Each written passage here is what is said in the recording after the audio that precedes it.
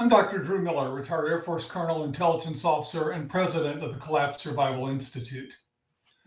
This threat assessment briefing covers our vulnerable electric grid, a huge weakness of the United States that could lead to collapse disaster.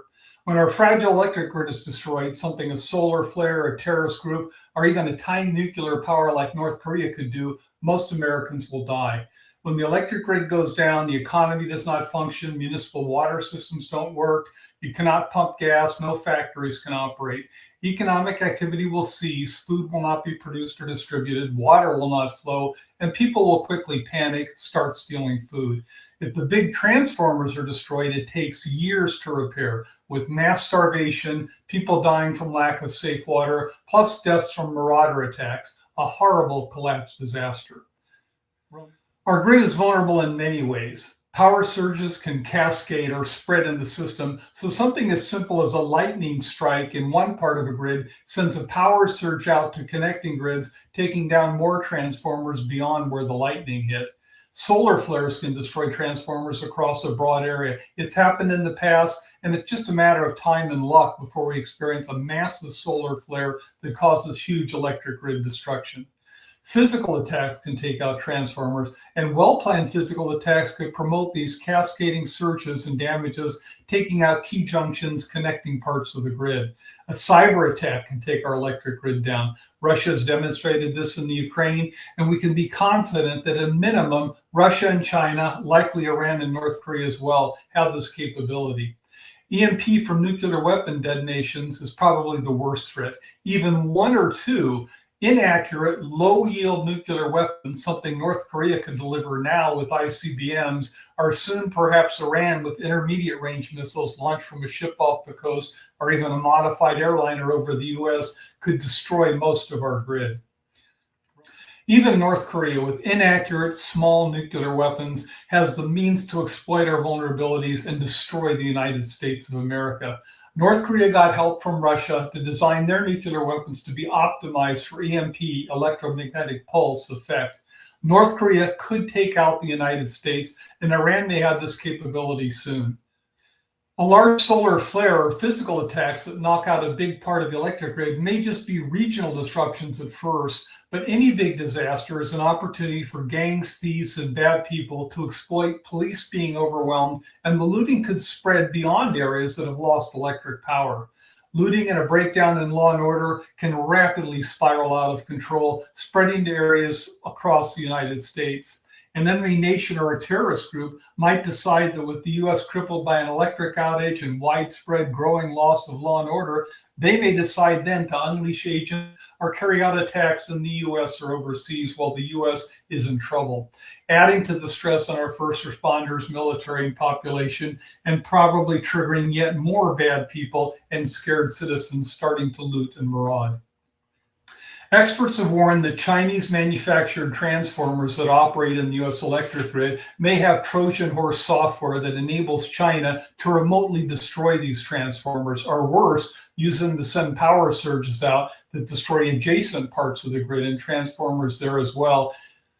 Russia has demonstrated its ability to take down electric grids and critical infrastructure, and the FBI warned in 2024 that China has placed malware on hundreds of thousands of U.S. computers, internet routers, and systems targeting military, government, and critical infrastructure.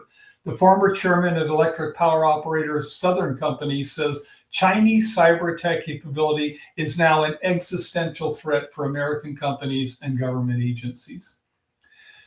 If coordinated physical attacks, a big solar flare event, cyber attacks, cascading power surge destruction, or EMP destroys thousands of transformers, we could be without electricity for years.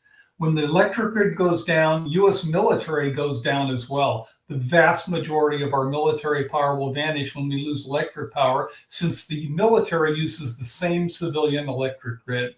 If you see diesel power generators, you're looking at maybe a day or two of power and then nothing. And without transformers, you can't transmit power. The grid is dead and will be for years if a lot of transformers are destroyed. Transformers are the biggest vulnerability of our grid. They take a long time to build, and the U.S. largely stopped manufacturing them. We import the vast majority of them. They are huge, the size of a small building, difficult to produce and then transport and then install. Thousands would have to be replaced if there's a big attack on our grid, which may be impossible to repair or take years to get done.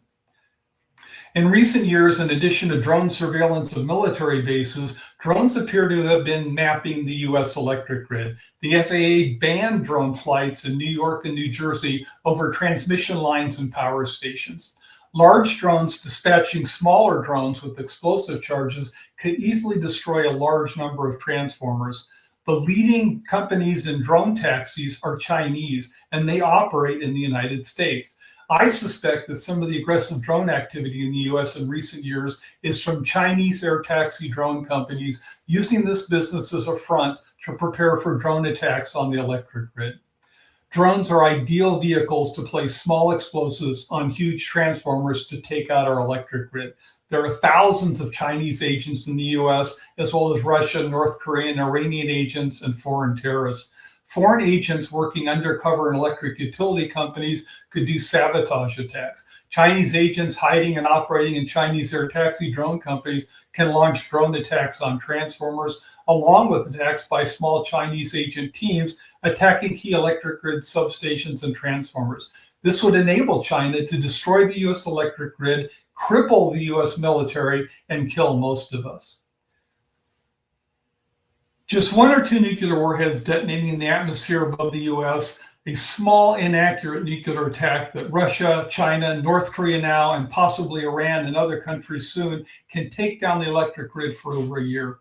Artificial intelligence will be used to design new nuclear weapons and new and more effective ways to attack the grid. When the electric system is out, again, remember, there's not just no production, no municipal water systems can function, no fuel can be pumped, nothing can be produced or distributed, and utilities will be failing. If you think that the Collapse Survival Institute is exaggerating the vulnerability of our electric grid, the 90% fatality warning given by the former director of the CIA, 90% of Americans could die when our grid goes down. If you think that we're exaggerating irresponsible government conduct and failing to warn us about or harden the US electric grid, then watch this award-winning documentary, Grid Down, Power Up. The vulnerable US electric grid is our Achilles heel. You can disable our military with a well-executed attack on the electric grid, as our enemies well know. We have known about the threats to our grid for decades. A congressional EMP, Electromagnetic Pulse Commission, warned back in 2008 that our electric grid was highly vulnerable and that EMP from a small nuclear attack could destroy the electric grid and kill 90% of Americans. What did Congress do when they received this report from top experts, a study commissioned by Congress? Nothing. Congress did absolutely nothing then or in decades since to require utilities to harden the grid or to warn American citizens of this fatal vulnerability our enemies are very well aware of. Career politicians prioritize the campaign donations of utility companies, and they fear loss of votes if they order utility companies, which we regulate and control, to harden the grid because this will mean higher electric rates. In my book, Preparing to Survive in the Age of Collapse, there's a chapter documenting 30 examples of how US politicians and bureaucrats are killing Americans now with their votes and policies, prioritizing campaign donations and re-election votes. In addition to ignoring the solar flare and EMP vulnerability of the grid, cyber attacks and physical attacks on our grid have been going on for years, with government doing nothing to require government-regulated utilities to protect our vulnerable electric grid. Again, career politicians get huge campaign donations from utility lobbyists. They don't want to lose votes if electric bills go up to pay for hardening the electric grid. Our irresponsible, lying, pandering government has never admitted, warned, or prepared citizens for the fact that when the electric grid goes down, or even if a bad pandemic hits, you cannot keep the over 2 million Americans in jail. They're going to have to be released. You cannot operate a jail without electricity. Again, diesel backup generators won't last for more than a few days. No guards are going to come to work when law and order vanishes and it's too unsafe to leave their family unprotected at home or risk getting mugged or killed going to and from work. Prisoners will have to be released or they will break out. And now you've got 2 million prisoners with no home, no preparations at all to join the 1 million plus gang members in the US, all out there marauding. There are more prisoners in the US than any other country in the world. We have the highest per capita rate of imprisonment in the world, enforced by an uncountable number of laws that are not authorized by the Constitution, clear violations of the 9th and 10th Amendments that limit US government power that unfortunately the Supreme Court no longer bothers to enforce. The US is no longer the land of the free and home of the brave. We have unconstitutional, irresponsible government run by the perverted triangle of career politicians, government bureaucrats, and lawyers. Their priority is re-election in power, not protecting citizens from threats they can't handle on their own, their one proper job. The Collapse Survival Institute is dedicated to warning citizens about collapse disaster threats we face and pressuring our irresponsible government to prepare civil defense, not just provide shelters for themselves. I'm Colonel Miller. Prepare for the worst, enjoy the present.